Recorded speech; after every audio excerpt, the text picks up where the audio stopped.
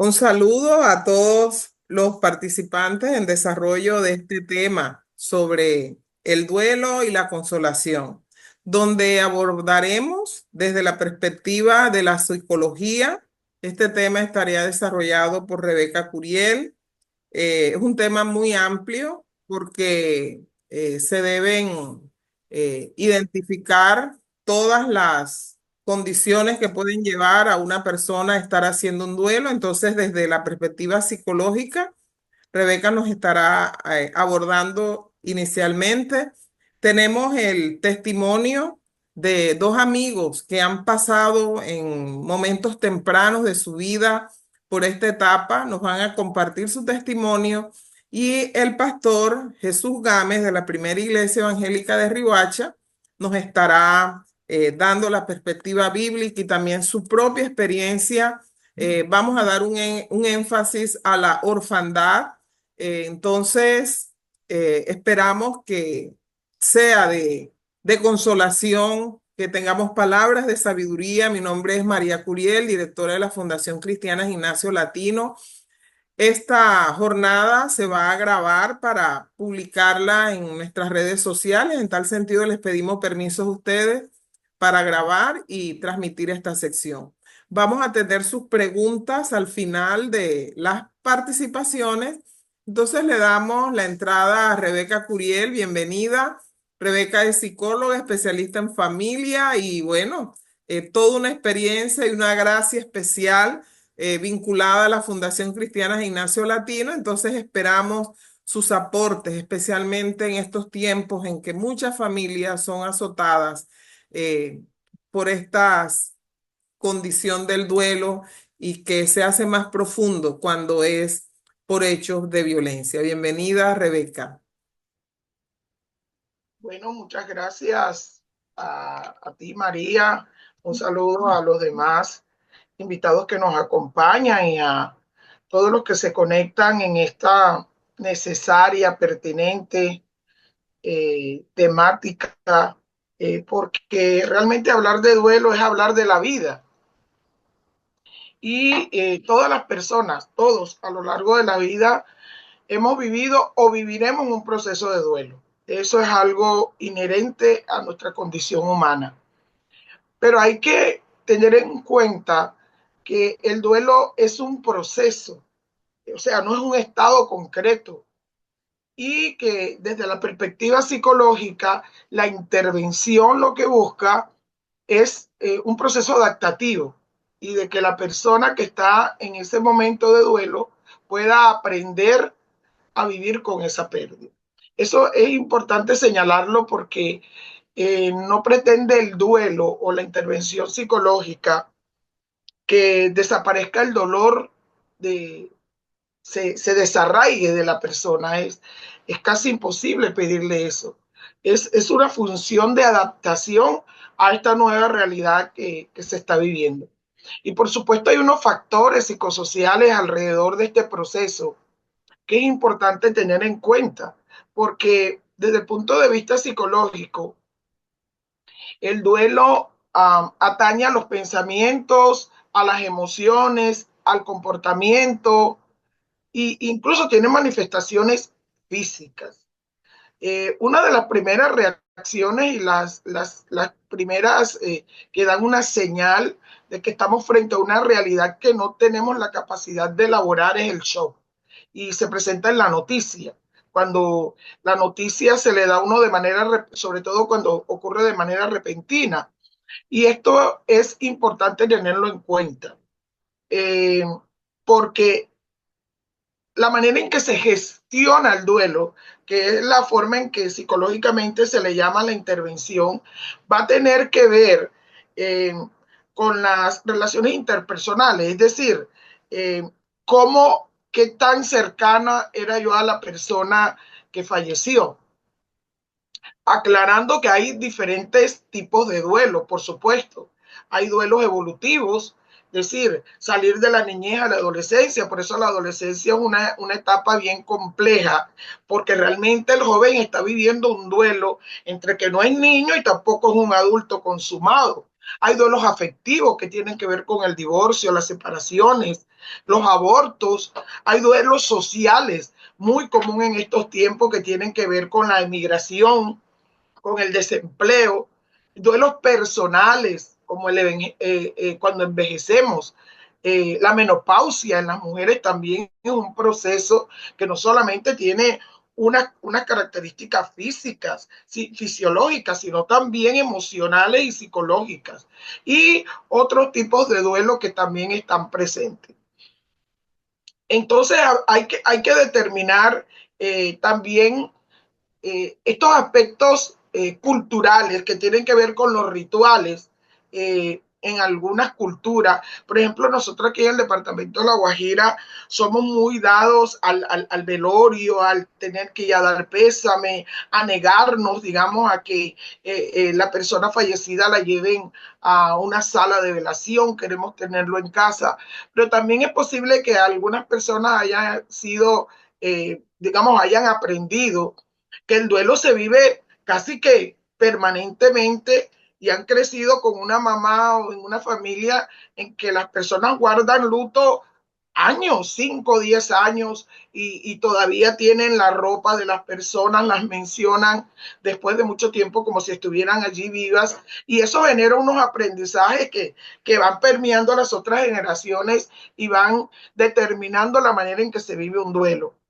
Eh, el proceso de duelo puede ser más o menos complejo dependiendo también de las circunstancias, es decir, cómo se presentó el hecho, si fue repentino, si fue violento, y si nosotros de alguna manera eh, teníamos algún tipo de conflicto sin resolver con la persona fallecida.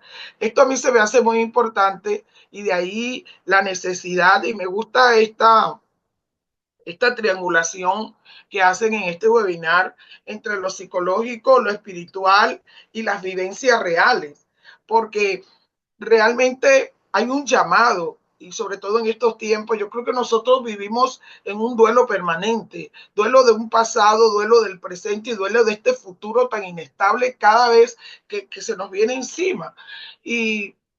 Y también vivimos en una sociedad donde el dolor, el sufrimiento es mal visto como una enfermedad. No se nos permite sufrir. Tenemos siempre que tener una cara alegre, eh, eh, adquirir de pronto costumbre de otros lugares cuando hay un proceso endógeno, interior, de identidad frente a la manera en que cada cultura y cada grupo social vive estos procesos.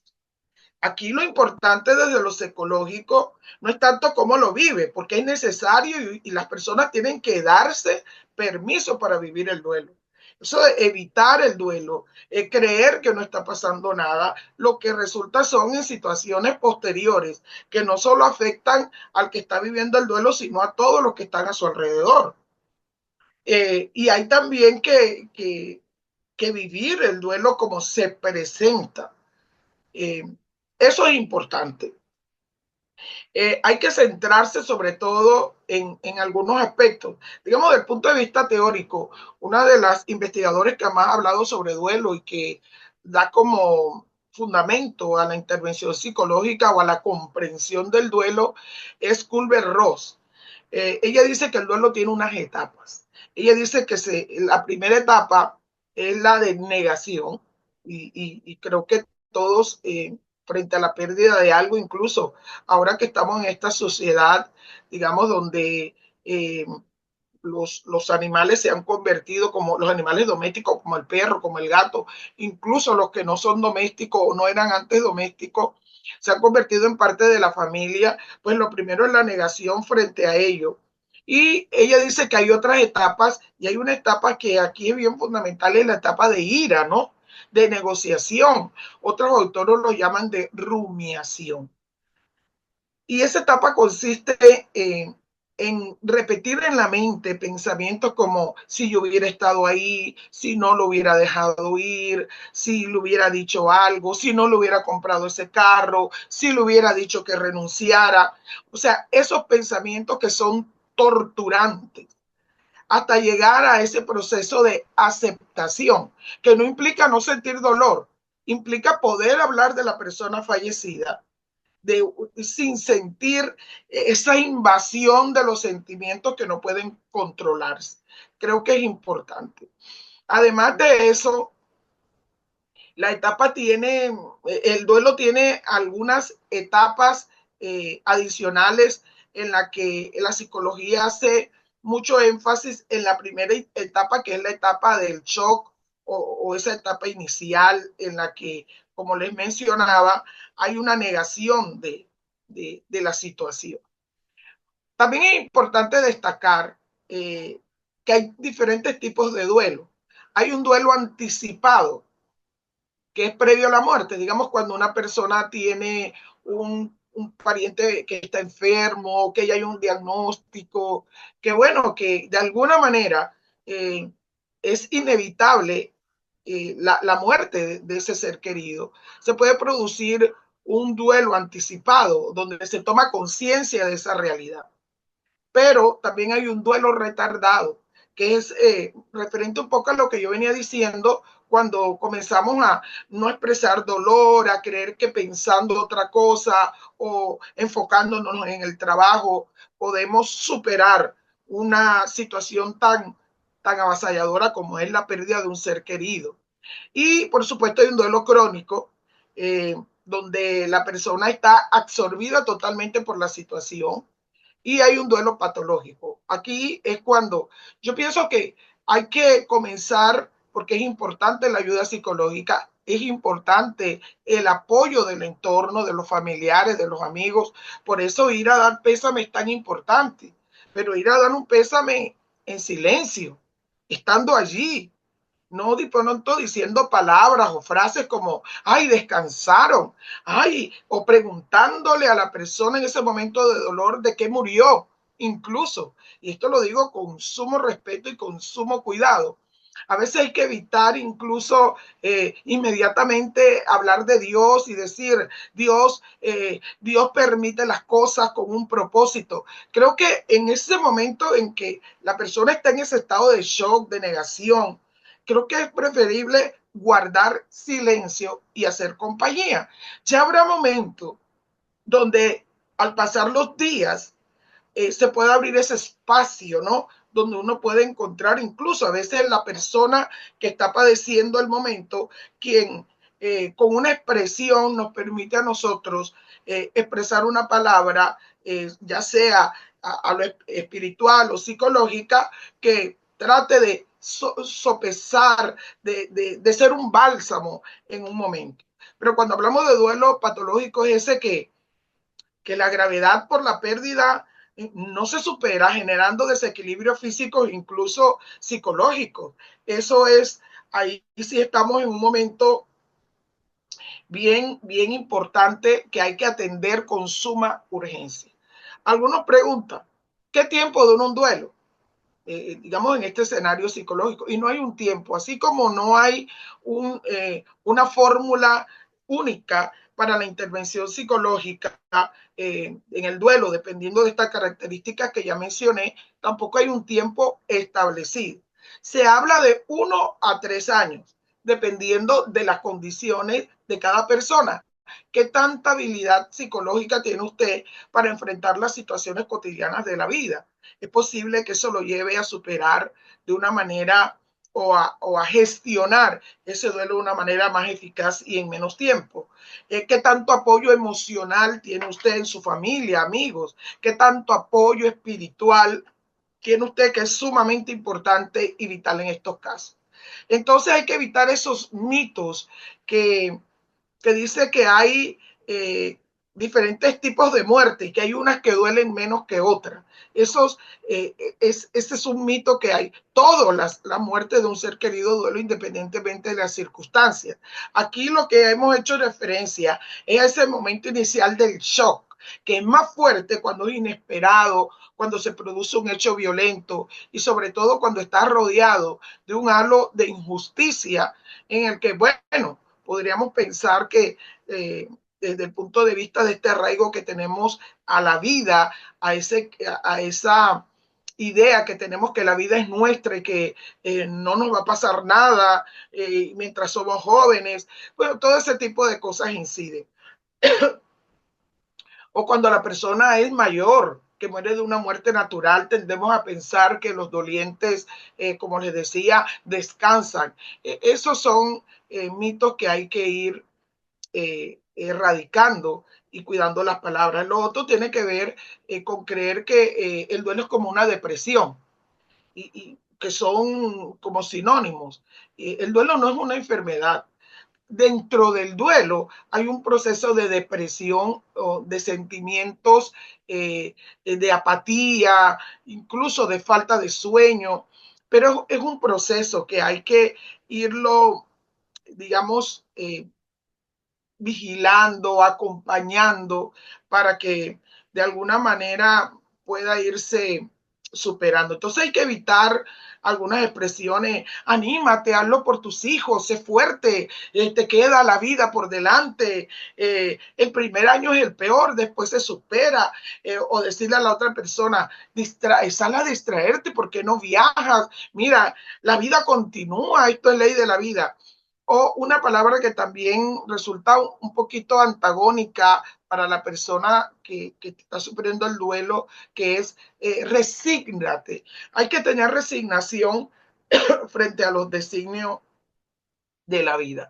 Entonces, es importante, eh, primero, entonces, como para recapitular y dar tiempo a las demás personas que nos acompañan en este importante tema, creo que primero que todo hay que ser consciente que todos de alguna manera vamos a enfrentar un proceso de duelo.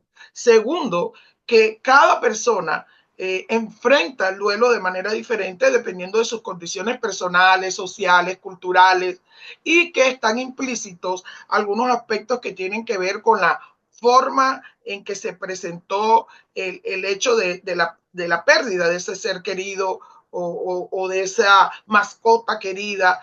O sea, es asombroso cómo las personas van a consulta psicológica eh, por duelos que no se han podido cerrar o no se han podido gestionar de muchas cosas. Hoy en día, el divorcio, la separación, el abandono del padre o de la madre, que también es común, generan unos sentimientos de desolación y vacío que son equiparables a la muerte de un ser querido, haciendo la connotación de que el duelo por muerte es el más avasallador por la radicalidad de lo que ocurre, ¿no? Frente al abandono del padre queda la opción de pronto de buscarlo, pero frente a la muerte, frente al divorcio, queda la opción de que te vuelvas a casar, pero frente a la muerte de un ser querido, la única opción es enfrentar darse permiso para tener el duelo, vivir el proceso y sobre todo buscar la ayuda necesaria. Creo que es importante buscar ayuda espiritual, buscar ayuda psicológica, tener un grupo de apoyo también es importante, de amigos, y expresar los sentimientos. A veces no somos fáciles para eso, por lo que te decía, esta es una sociedad de la felicidad. Si tú revisas las redes, todo el mundo es feliz, todos los matrimonios son perfectos, y de repente sentimos que vamos a hacer una carga para alguien. Yo creo que nosotros podemos identificar qué personas pueden ser importantes. Aunque no, este es un tema que es extenso, pero hay una diferencia también en la intervención psicológica cuando el duelo lo está viviendo un niño y cuando el duelo lo vive un adolescente o cuando el duelo lo vive un adulto mayor. Todas estas, digamos, características también requieren un abordaje terapéutico, psicológico, con un enfoque diferencial eh, relacionado con estas etapas que tiene la persona que está viviendo el duelo. Como les decía, no hay una fórmula mágica, no hay una sola receta. Lo que sí es cierto es que es una realidad que se vive al estar respirando, pues. Esta mañana la directora María decía en la reunión de clausura en el colegio, ¿quién de ustedes estaba seguro ayer que hoy podía estar aquí en esta reunión?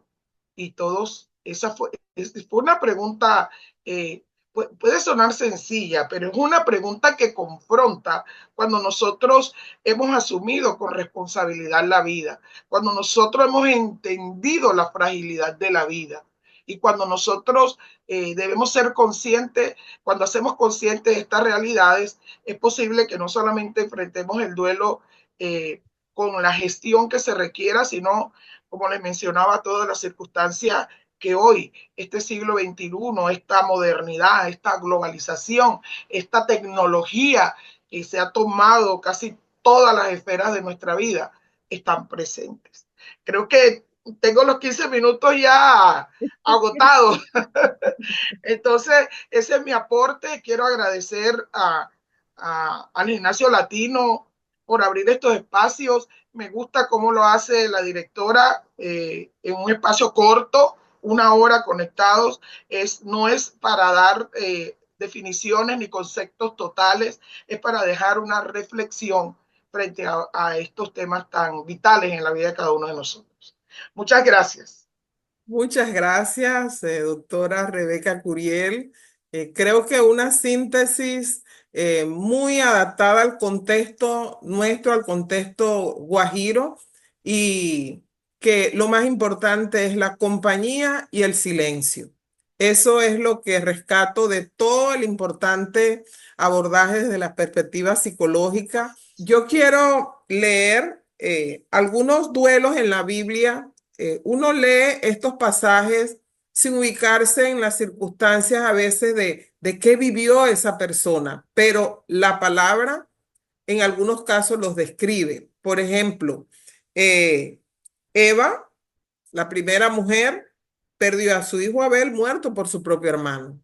No hay detalles porque el centro de la Biblia es Cristo y el camino a Cristo, pero debió ser un duelo muy fuerte el de Eva. Noemí, que perdió a su esposo y sus dos hijos. David, el duelo de él primero por el hijo de Bexabé y luego por su hijo Absalón. La viuda de Naín, esta mujer viuda, ya había perdido a su esposo y luego pierde a su único hijo. Y el Señor la ve y dice, y tuvo compasión de ella. María y Marta, las hermanas de Lázaro, que eh, tuvieron, sabiendo la esperanza de la salvación, no creyeron, y es un testimonio del poder y la autoridad de nuestro Salvador en la vida y en la muerte. Y María, la propia madre del Salvador. Y Jesús dijo, yo soy la resurrección y la vida, el que cree en mí, aunque esté muerto, vivirá. Y todo aquel que cree en mí no morirá eternamente. ¿Crees esto? ¿Creen esto ustedes? Gracias, Cassandra Pavón, por estar con Buenas, nosotros.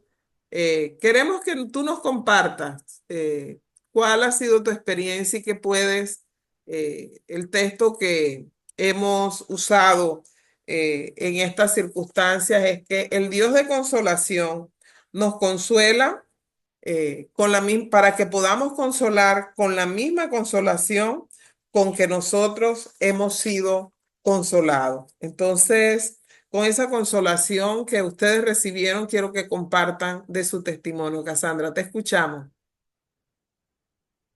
muchas gracias. Bueno, mi testimonio, mi madre falleció de una manera, digamos, intempestiva. Todavía estábamos mis hermanos adolescentes. Yo apenas acababa de terminar el bachillerato, una mujer vital, joven, protectora, amorosa, muy especial. Y eso causó indudablemente un quiebre, porque una pérdida de alguien tan importante para nuestras vidas, digamos, nuestro eje, nuestro piso, nuestro fundamento, es nuestra madre. Y pues obviamente causó un quiebre, especialmente en mí como hija mayor. eh, pero bueno, siempre eh, soy testimonio de que sin Dios es imposible superar una pérdida de alguien tan importante, de que Dios lo es todo, lo ha sido todo para mi familia, para mis hermanos.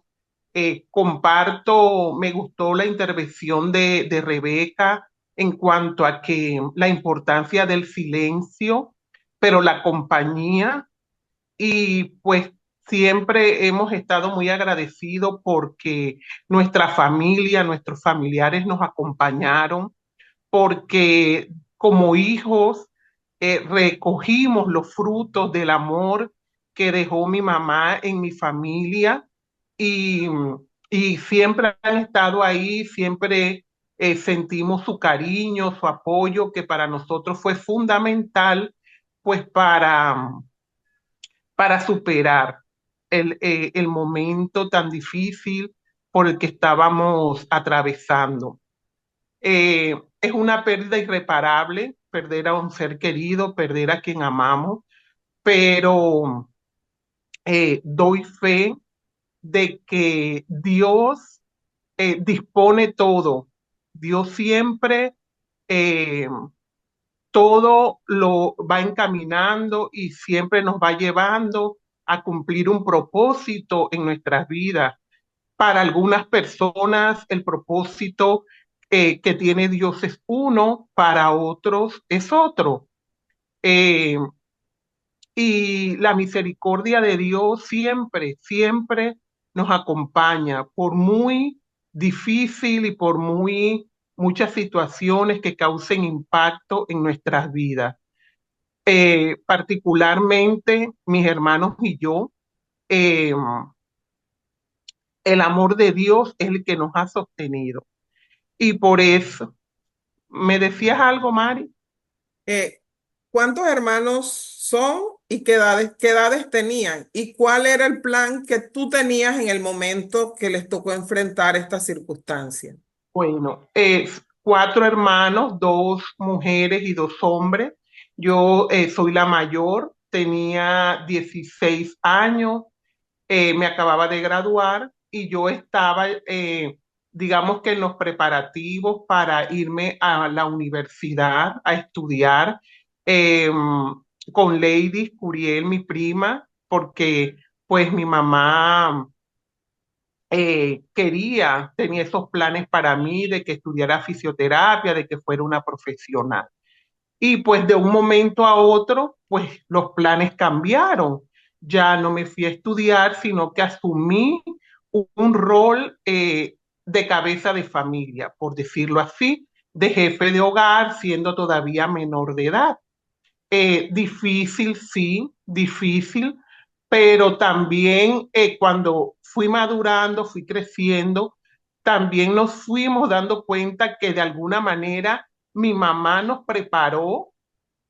Dios permitió que mi mamá nos preparara para eso, o sea, para seguir adelante, para continuar, para estar unidos como hermanos, para ser hacendosos en la casa, para el trabajo, nos preparó para luchar, para seguir adelante.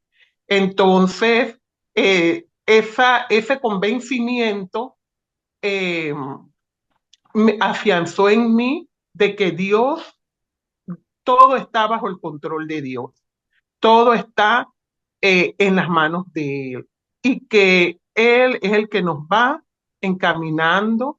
Sí, fueron momentos difíciles, fueron momentos de mucho tristeza, mucho dolor. Es muy difícil superar una pérdida. El tiempo pasa, el vestido negro eh, que uno se pone porque siente ese dolor en su corazón, todo va pasando, pero esa ausencia siempre está, sino que Dios nos enseña a vivir con ella y a transformarla de una manera positiva para, para, eh, para dar amor, para salir adelante, para apoyarse, para, para que seamos un fiel reflejo de que aún en la adversidad, en los momentos en que uno dice, ¿por qué me pasó a mí? y no a mi otro compañero, y no al que no es bueno con su madre, o no, o al que no hace las cosas bien, ¿por qué me sucede a mí? Pero Dios nos va formando y nos va enseñando y nos va mostrando cuál es el camino y nos va mostrando que desde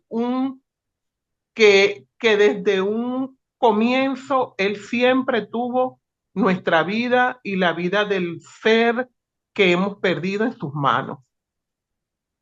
Muchas gracias, Cassandra. Eh, un testimonio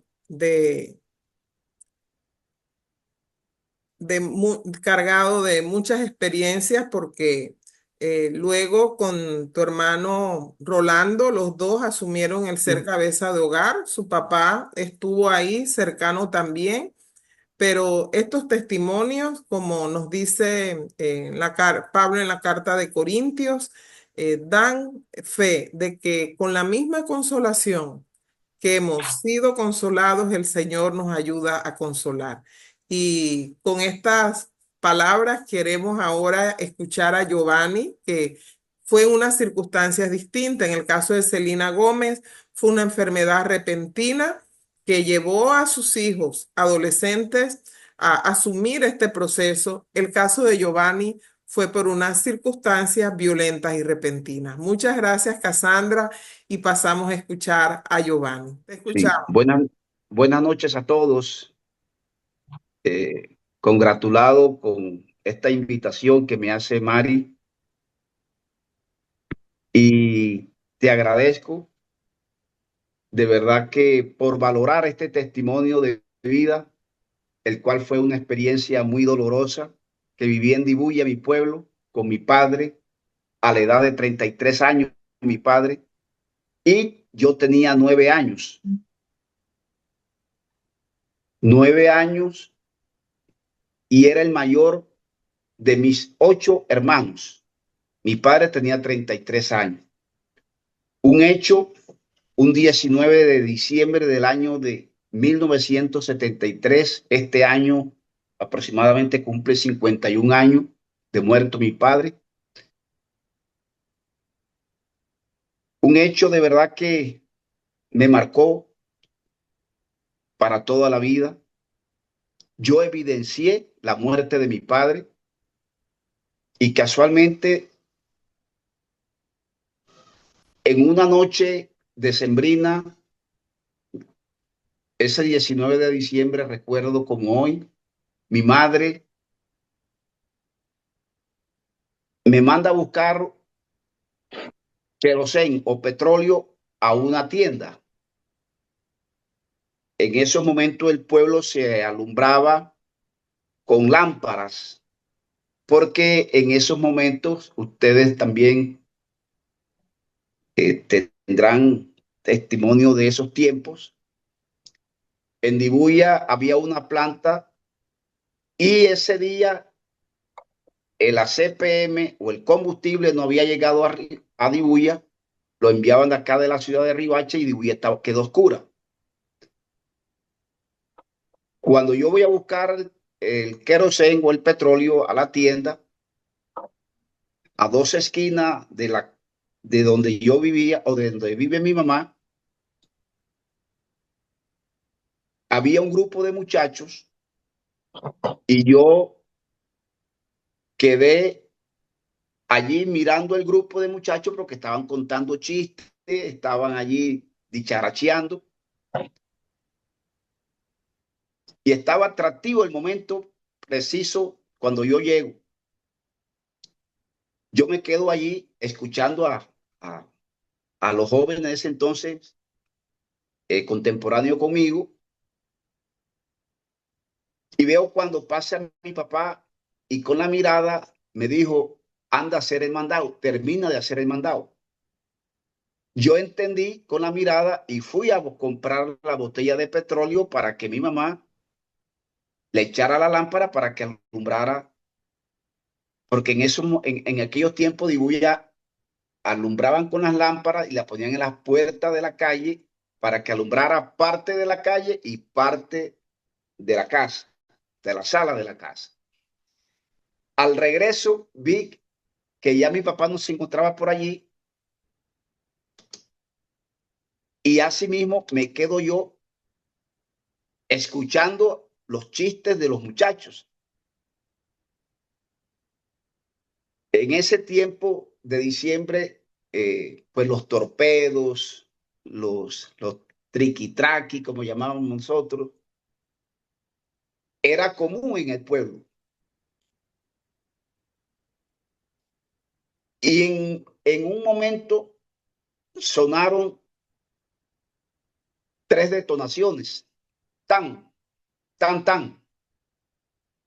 Y yo volteo y veo el chisporroteo y yo quedo o quedamos allí, pues inocentemente, sin pensar que había sucedido algo, porque como sonaban los torpedos normalmente en esos momentos, hubo un silencio y posterior, en cuestiones de segundos, se escucha una voz: hay muerto, hay muerto. Y todos salimos corriendo, yo salí corriendo para mi casa a llevar la botella de petróleo a mi mamá. A 50 metros, cuando yo voy con la botella de petróleo, la misma persona que dijo que hay muerto dice: es David, es David. David era mi padre. Pues obviamente yo me regreso, tiré la botella al suelo y seguí y me devolví entre la oscuridad, precisamente por donde había agarrado mi padre. Le fue a hacer una visita y en ese momento encuentro yo a mi padre tirado en el suelo, ensangrentado, queriéndome hablar con la vista, y yo en ese afán queriéndolo salvar, gritándole, diciéndole: papá, no te vayas a morir, papá, ¿por qué te vas? Papá, no te vayas. Y siento cuando ya hace un suspiro y deja de existir. Ese momento me marcó. No, imagínese un niño de 9 años apreciando ese cuadro. Allí mismo llegaron las personas que se encontraban alrededor, porque al escuchar el grito mío, obviamente todos se acercaron. Llegó mi abuelo, llegó el hermano de mi papá, o uno de mis hermanos de mi papá. Imagínense lo demás. Este hecho, lógicamente, cambió mi vida. A la edad de 9 años, yo en mi inocencia, en mi niñez, en mi impotencia, cuando mi padre era campesino, cuando mi mamá era una ama de casa, yo sentía la presión psicológica, la presión de la necesidad de asumir yo como hermano mayor, como hombre, porque éramos 8 hermanos, 4 hombres y 4 hembras. Mi abuela vivía aquí en la ciudad de Riohacha. Cuando llega mi abuela, llegaron todos sus hermanas, sus hermanos, los demás hermanos y demás hermanas. Después del sepelio, yo le pedí a mi abuela que yo no quería vivir en Dibuya. Ese hecho ya me dejó tan golpeado que ya yo no quería estar en Dibuya, que yo necesitaba moverme de Dibuya. Mi abuela lo entendió, lo interpretó, y después de la muerte, después del sepelio, mis tías, las que vinieron a cuidar la casa aquí en Riohacha, me trajeron como porque veían en mí el nervio, veían en mí la inestabilidad emocional. Y así pude venirme para Riohacha. Luego, para las 9 de la noche, llegamos a Riohacha y mi abuela le pide a mi mamá que ella necesitaba traerme para Riohacha, porque desde luego mi mamá, una persona en ese entonces que lo único era atender a mi papá. Mi mamá era una persona que escasamente tenía una máquina de coser. Era la ama de casa, la que atendía al campesino. A mi papá le gustaban los gallos y de eso vivíamos, de la finca, de la pequeña finca que teníamos y de las sacas de los gallos que mi papá solía hacer cuidando los gallos de de las personas que tenían gallos en Dibuya o que eran galleros. Giovanni le cambió la vida para siempre. Yo, en vista de eso, mi abuela me coloca en el seminario a estudiar en el Eusebio Mari. De ahí paso a la Divina Pastora. Allí tuve la oportunidad de conocer a muchas personas y me hice querer de la sociedad de Riohacha.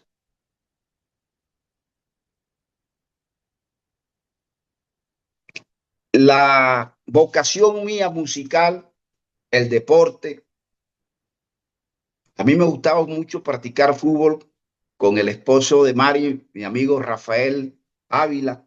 Compartí mucho, jugamos de la selección Divina Pastora. Con Rebeca, con Mari compartimos mucho, estudiamos juntos.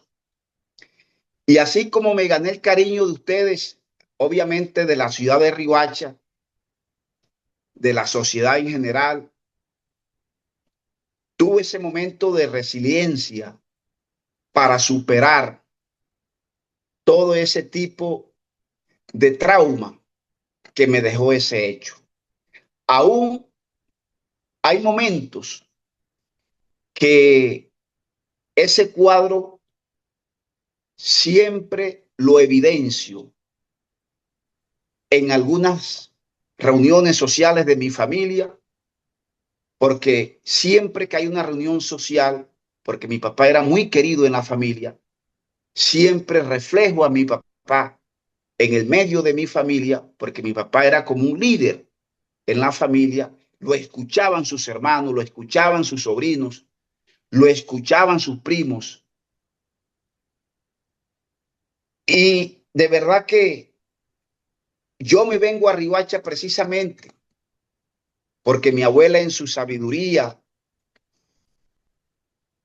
evitando, porque muchos de los familiares, de los parientes querían venganza. Y todas esas cosas mi abuela la previó. Y casualmente a esa edad me trae para Riohacha evitando todo contacto con las familias de los victimarios para alejarme de ese tipo de oportunidades de violencias que podrían nacer en mí para tomar represalia con esas familias, porque yo recuerdo igualmente pequeño,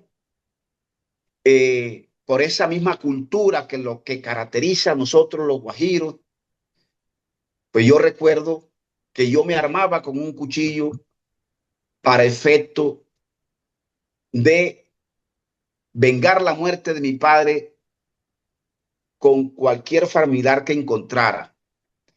Bueno, pues mi mensaje es que realmente esto me sirvió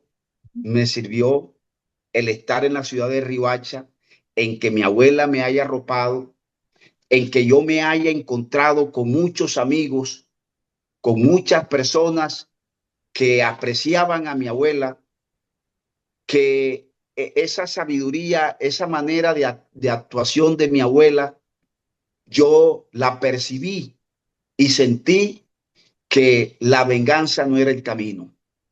Sentí que lo que quería mi abuela para mí era un mejor futuro para mis hermanos, porque mi abuela también en su emprendimiento, ella tenía una colmena en el mercado, ella era un soporte para mi madre. Y mi madre con su máquina de coser, obviamente, la gente se solidarizó con ella y todas las costuras de esos amigos que dejó mi papá, en solidaridad con ella, obviamente que mi madre, con esa maquinita que tenía, nos ayudó a criar y hoy por hoy, pues, quiero decirle a la sociedad civil, a los amigos que me están escuchando, que el hecho de venirme yo para Riohacha me cambió mucho la vida y que de verdad la resiliencia es la esencia para construir confianza, para construir seguridad, para construir y formarnos. Hoy, gracias a mi abuela, gracias a a mi madre, que no nos puso papá, hoy por hoy soy lo que soy y mis hermanos son lo que son. Muchas gracias. Muchas gracias, Giovanni. Dice 2 Corintios 1:4, el que nos consuela en todas nuestras tribulaciones, para que podamos también nosotros consolar a los que están en cualquier angustia, con la consolación con que nosotros somos consolados. Gracias por este testimonio, por la confianza de acompañarnos en esta jornada que esperamos que sea de edificación para quienes puedan estar pasando por esta circunstancia, sea por hecho inesperado, como el caso de Cassandra Pavón, o un hecho violento como fue tu experiencia, Giovanni. Muchas gracias. Y tenemos el Gracias. testimonio a la vez, la respuesta que nos da el Dios Todopoderoso, que tenemos una esperanza más allá de los sufrimientos de esta vida, un testimonio personal, pero también las respuestas del contexto bíblico. Jesús Game, pastor de la Primera Iglesia Evangélica de Riohacha, bienvenido y gracias por estar con nosotros. Ok, entonces, ¿cuál es la perspectiva bíblica con respecto al duelo y a la situación de vulnerabilidad que vive el ser humano? La primera cosa que tenemos que decir es que Dios no es ajeno a lo que los seres humanos viven. Rebeca decía, entre tantas cosas que dijo, algunas que me llamaron mucho la atención, es que todos los seres humanos, a partir de la entrada del pecado, vivimos esta situación de duelo y de vulnerabilidad por una u otra circunstancia. El concepto de duelo hoy en día es más amplio, como lo esbozó ella. Y otra cosa interesante con respecto a este tema es que el duelo es algo que hace que el ser humano se sienta incapaz de manejar. De hecho, es una situación muchas veces inmanejable, humanamente hablando. Pero desde la perspectiva de Dios, Dios muestra algunos elementos importantes. Entonces, la pregunta es, ¿cuál es la perspectiva divina o de la Biblia con respecto a lo que el ser humano experimenta? Lo primero es que Dios ve al hombre tal y cual él lo hizo.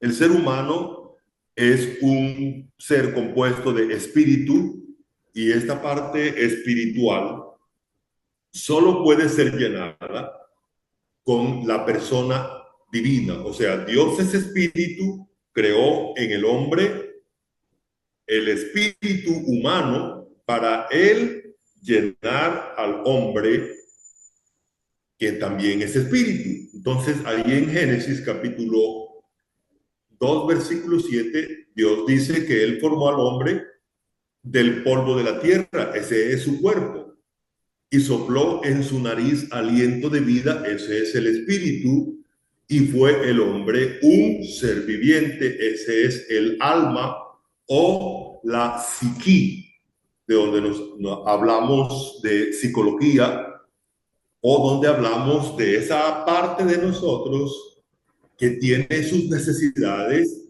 y que también tiene algunas especialidades humanas que la estudian y que se intenta ayudar en esta área. El ser humano es un ser compuesto entonces de espíritu, alma y cuerpo. Por lo tanto, allí en 1 Tesalonicenses, Dios vuelve a enfatizar de que todo nuestro ser está compuesto de espíritu, alma y cuerpo. Por lo tanto, la perspectiva divina acerca de la necesidad o la vulnerabilidad que experimenta el ser humano se llena completamente en todas sus áreas. Vamos a recordar un poquito que cuando una persona experimenta la partida de un ser querido, entonces experimenta la ruptura o la separación psíquica y también somática. El cuerpo de la persona, la parte física, llena un espacio en el otro individuo y todos esos componentes son difíciles de manejar. Entonces, esta es la perspectiva bíblica acerca del duelo y la situación de vulnerabilidad. Pero ¿qué hace Dios cuando el ser humano pasa por situaciones como esta? Pues bien, Dios dice en su palabra que Él asume el rol paternal que el ser humano que está en duelo o en situación de vulnerabilidad necesita. En el Salmo 27 dice entonces que Dios, no me dejes, no me desampares, y el versículo 10 dice, aunque mi padre y mi madre me dejaren, con todo Jehová me recogerá. Dicho de otra manera, que este salmo hace una promesa contundente. Dios tiene la capacidad de llenar al ser humano en todas las áreas de su ser, espíritu, alma y cuerpo, cosa que no lo puede hacer ninguna otra criatura, ningún ser, ninguna persona puede hacer esto, pero Dios sí puede hacerlo. El mismo que creó al ser humano tiene la capacidad entonces de ayudarlo y de llenar en situación de vulnerabilidad cada circunstancia. Entonces, si falta mi papá, Dios tiene la capacidad de llenar esa falta. Si falta mi papá, Dios tiene la capacidad de llenar esta falta. Eso es lo que Dios hace con respecto a ello. Dios entonces asume el cuidado paternal. Allí en el versículo del Salmo, el Salmo 10, me gustaría leerlo para ustedes, dice, tú lo has visto porque miras el trabajo y la vejación para dar la recompensa con tu mano. A ti se acoge el desvalido. Tú eres el amparo del huérfano. Y el versículo 18 dice, para juzgar al huérfano, al oprimido, a fin de que no vuelva más a hacer violencia el hombre de la tierra. Entonces, Dios asume el cuidado de una persona que esté en situación de vulnerabilidad. Esa es la gran noticia, que Dios asume el cuidado de la persona que está en esa situación de vulnerabilidad, proveyendo los elementos necesarios. Dios asume el cuidado paternal del individuo. En el Salmo 146, versículo 9. Dios protege. La persona está en una situación de vulnerabilidad y eso hace que los demás seres humanos normalmente intenten abusar de ello. Y Dios dice aquí en este versículo, protege al extranjero, sostiene al huérfano y a la viuda. Entonces, esas tres clases de personas eran consideradas vulnerables en la época bíblica. El extranjero porque no tenía una tierra, no tenía una propiedad, el huérfano porque no tenía padres y la viuda porque no tenía un hombre o un esposo quien la protegiera. Entonces Dios dice, yo asumo el papel de protector de aquellas personas que están en una situación de vulnerabilidad.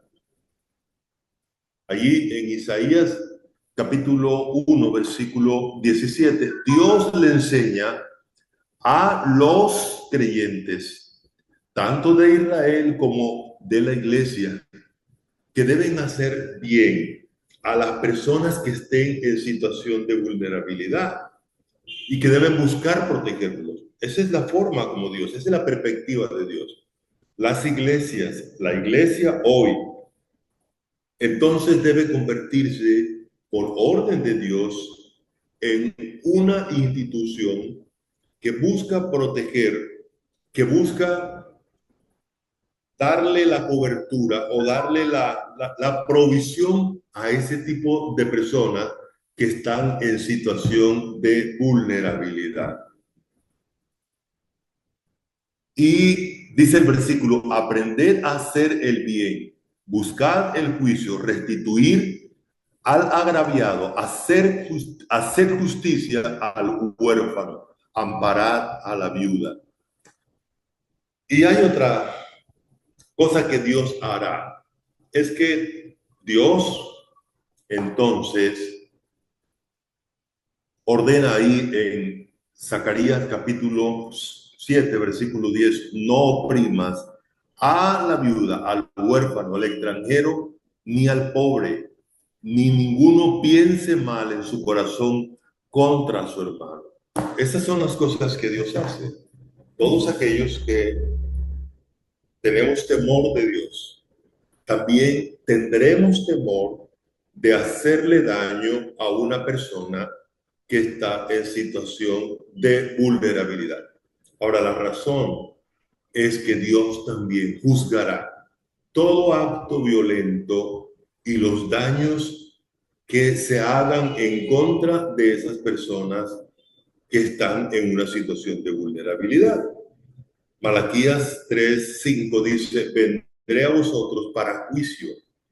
Y una de las razones es porque ellos habían defraudado el salario, o sea, no le habían pagado a los obreros de manera justa, a la viuda y a los huérfanos habían hecho injusticia, habían abusado de ellos. Y termina el versículo diciendo, no teniendo temor de mí, dice Jehová de los ejércitos. Esa es la perspectiva bíblica de